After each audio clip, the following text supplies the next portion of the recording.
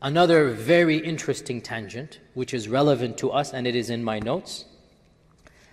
One of the most famous claims of Jewish messianic fame was a person born and raised and died in Muslim lands, spoke Arabic fluently. And he was a member of the Ottoman peoples, meaning a citizen, if you like, even though the concept of citizenship is modern. And this is the famous rabbi known as Sabbatai Zevi. Sabbatai Zevi. Sabbatai Zevi was born in Ottoman lands in the 16th, 17th century, 16 something. He died in, don't quote me, 17th century.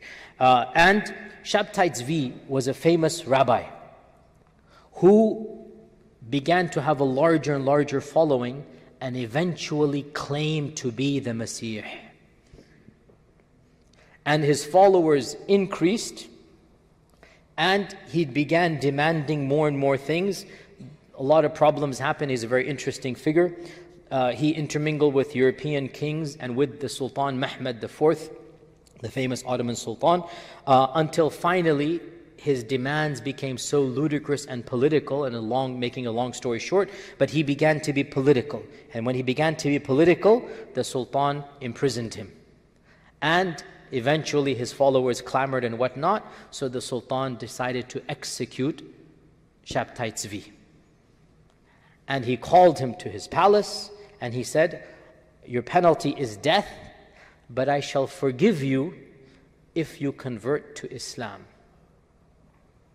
Now, I'm not arguing that was good or bad, I'm just telling you what happened.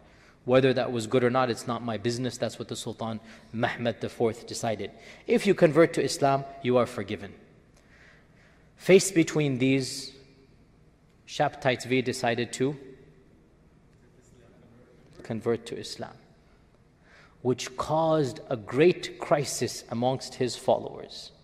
Because if he's the Messiah, what are you going to do now, right?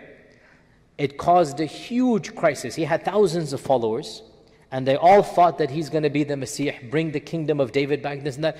And lo and behold, he embraces the Shahada in public. He takes off the turban of the Yahud, and he wears a big Ottoman turban.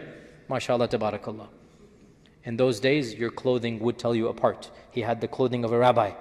And in the presence of the Sultan, he took off his rabbi cloak, and he wore the Ottoman, I'm not joking, it's not a joke, he wore the Ottoman turban, and he said the Shahada, and he said he's a Muslim.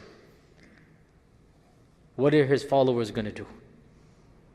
Massive chaos, confusion.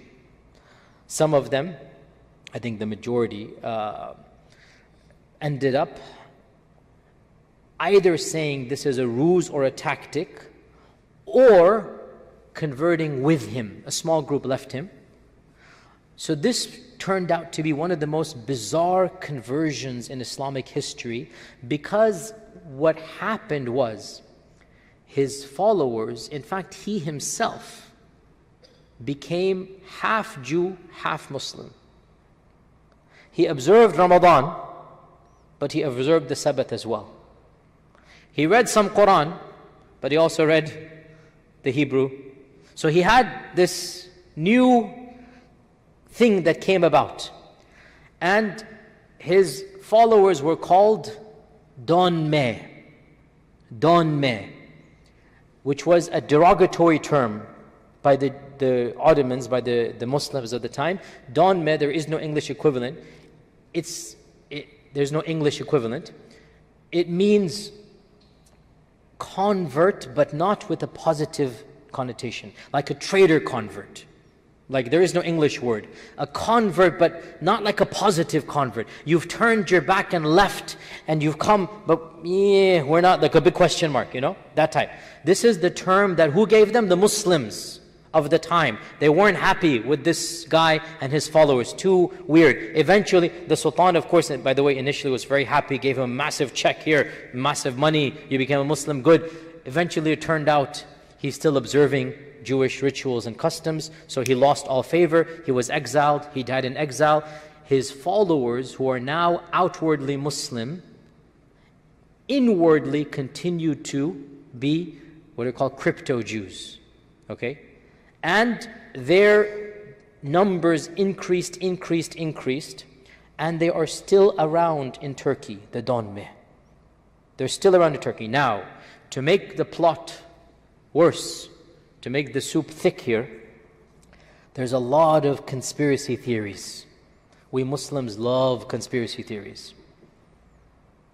And the problem with conspiracy theories is they're so ludicrous except for the ones that are true. This is the problem. And you can't really tell the true from the falsehood until Allahu A'lam. So, conspiracy theories are a problem.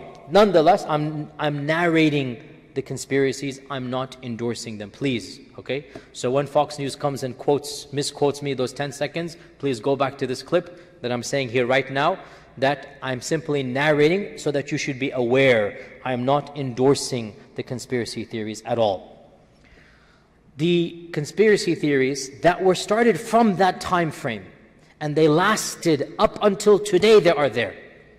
The religious Muslims of the Ottoman lands said these people are zanadiqa. What are zanadiqa? Crypto-Muslims who want to destroy Islam. They're not real, they want to harm Islam. And they hate Islam, but they pretend to be Muslim.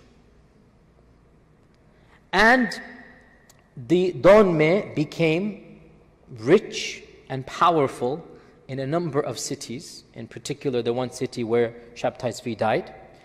And at the turn of the century, 100 years ago, and inshallah, in this year, I hope to give you a very academic lecture about the history of 1919, because that is one of the main turning points of our history, 1916 and 1919. In 2016, I gave a talk in my Memphis masjid, 1916 in the shaping of the Muslim world. Now it is 2019, and I want to give a part 2 to that. Inshallah, make dua, Allah gives me time and whatnot. It's just a matter of time and preparing the lecture and slides, but it's 1919, you need to know this date. Around this time, 1919, around this time, a little bit before and after, but around this time, a group called the Young Turks were formed. And the Young Turks were a very, very secular, anti-religious groups of Turks who were keen on abolishing the Khilafah and bringing about a Turkey that was secular in nature. Now, what I'm about to tell you is true. Many of the leaders of this movement were from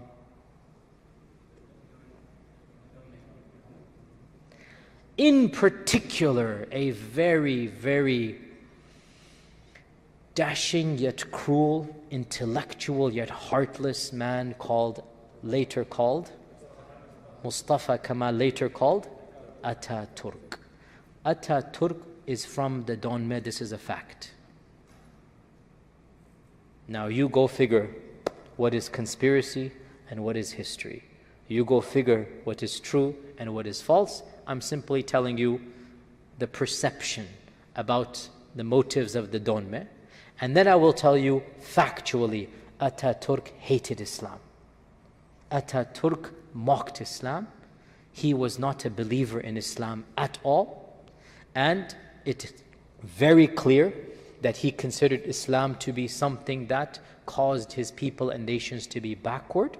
And if he wanted to, if he was able to, he would ban the religion. He did enough damage to the religion as it is. As you know, he shut down the madrasas, he abolished the khilafah, he abolished the Grand Mufti, role of the Grand Mufti, he made the court system secular, got rid of all of the sharia, he made the Quran to be recited in Turkish during the salah. The adhan was recited in Turkish, not in Arabic anymore. Instead of Allahu Akbar, they said something in Turkish. That was his whole point, to make everything Turk. So, Ataturk is from the Dönmeh. You understand where conspiracy theories come from. And not just him, but many of those who followed him. Do you understand how this is relevant to Dajjal? It's not coming out of there. Sabbatai Zevi claimed to be Messiah. And all of this then leads there. Anyway, so